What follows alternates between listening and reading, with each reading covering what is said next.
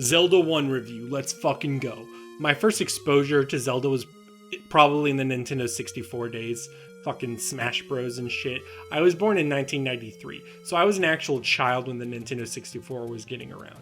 Pokemon Snap was my shit because you could just fucking take pictures, and a baby can take pictures.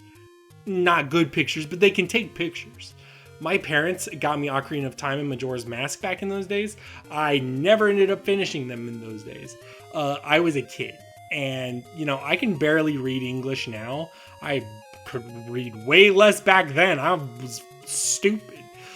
I enjoyed those experiences well enough, but my real foundational Zelda experience came with the GameCube, and it came with The Legend of Zelda: The Wind Waker. What a game. Beautiful, fun, adventurous. That was the first Zelda game I played to completion and thoroughly enjoyed. It captured a sense of adventure within me, sailing the seas heading towards the horizon. The exploration of the different tile-based islands and larger focus on side quests over quality of dungeons really set the groundwork for my appreciation of the series. The second Zelda game I played to completion was the NES Legend of Zelda, Zelda 1. Mostly because it was released on the Game Boy Advance under the Classics Collection re-releases. The point is I could play the game on my Game Boy Advance SP, and that shit was fucking fire. For years and years, this was my favorite Zelda game of all time. I've played them all now, to be clear. I shouldn't say all of them. I didn't play the CDI ones. I didn't play Crossbow Training. I didn't play that 3DS Triforce multiplayer Heroes thing. You know what? Fuck you. I've played enough. It has that pure adventure tone, this first title, because it's a little bit more essential. For me, it's immersive by virtue of its solitude. I compare the experience to something like Shadow of the Colossus. While there are NPCs in The Legend of Zelda, it's largely a story about you interacting with the environment that is the overworld and the dungeons within. The NPCs merely give you, fragments of hints or specific items to help you interact with said environment. There's not much narrative forcing its way in. Adventure was the primary goal of the title. Is the game perfect? Fuck no. I think that's what's obvious when you play it. The game's openness can be a detriment because there's little guiding force. To me, that's beautiful, but what that means is the game's progression ultimately goes by your pace, and there's no real hope for that pace to be structured, unless you've played it before. That would be your structure. The best you can hope for is you catch on to some hints and have enough rupees to buy items to go far enough along in the game to be invested in it to where you can find enough or more hints, find more rupees, or find more solutions to puzzles. This can be a big ask for some. The dungeon structure is pretty open, and with specific items acquired, becomes entirely open. You can go to late game dungeons early, or early game stages late. Combat is clunky, but it's consistent. It's just not complex, and what's there isn't impressive. It's what you're looking at right now, not much more. Biggest variation is like ranged attacks, the different types of those. So the full health sword beam, or the fucking arrows that take rupees, the arrows that, or the magic thing. This playthrough, I didn't even expand my bomb territory because I never had the rupees within a dungeon, and all of the bomb upgrade guys are in the dungeons. I think this game isn't unfair though.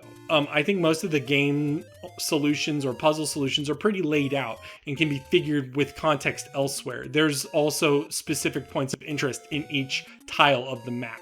So it's kind of obvious if it's like, I should bomb this, or you should be able to guesstimate, It's not like Simon's Quest or even parts of Zelda 2, where the translation of those titles can make the game a little tough for its hints, to the point of unplayable in certain circumstances. But here, most of the stuff you can figure out with enough stretching. The most punishing aspect is probably throwing bombs in the overworld or lighting trees on fire with the candle, but even then you're given the tools for that, and the game's at its laziest, in my opinion, in the later game dungeons, where they think the most interesting thing in the world is copy-pasting like 7 Dark Nuts or Wizrobes and think that's good enough for all of the rooms in the dungeon. That's, fuck it. Sometimes they'll do other things like reuse bosses as small mini bosses in a room. I don't mind those. Though when you get to the dungeon's actual boss, you hope it's not a wimp. Sometimes the boss can go down in one hit, or it can be completely copy pasted from an earlier dungeon. They literally bring back the Dungeon 1 boss with no expanded health for a later dungeon. Shit's crazy. Though I guess it fits with the non-linear approach, but when you play the dungeon, it's very clear that that dungeon's hard. Either way, fuck all of the complaints, because those don't make up the majority of your time. Again, it's largely going to be based on your pace with the game, with momentum, with you knowing what to do, or at least on the verge of knowing, or unlocking something, or combat, if there's a purpose and there's a path forward, there's excitement and there's adventure. In the overworld, as you're exploring, it can be a personal experience. That personal experience is what really speaks to me about Zelda 1. It's not my favorite Zelda anymore, though, because Breath of the Wild exists, and that is like this. But it's better. Literally, from Twilight Princess to the release of Breath of the Wild, I was just like, man, a really dope Zelda game would be like Zelda 1 on modern consoles. Of which my baby gamer brain was undoubtedly a shitty person, but I was also correct. Link Between Worlds gave me my first moment of true hope, and with Breath of the Wild, I found a real personal experience through Zelda again. Though there's still some magic and purity to the original title. The original title doesn't have fucking Ubisoft towers, or downloadable content, or other intricacies of modern open world games. It didn't borrow from fucking Skyrim. There's a lot of trappings to Breath of the Wild that I don't think are what made the first game special. It's not actually literally Zelda 1 on modern consoles. It's actually really far from that when you look at shrines, dungeons, puzzles, all that stuff. But I think the real takeaway for me, and when a lot of people compare Breath of the Wild to Zelda 1, is it's because of the specific connection with the environment. The real takeaway for me is that in Zelda 1, even in 2021, can be a remarkably unique experience and special game. This is a game I've played in preparation for my podcast, the Daydreamcast, which I co-host with my friend Pavlos. It's going to be a ranking of the 1986 games this year. Calvin of the Twin Geeks will also be there to help. If you're curious, check the links below. If you're more curious about strict textual approach or historical context for this game, check out something like Jeremy Parish's NES works, in which he explores Zelda 1 in a different way.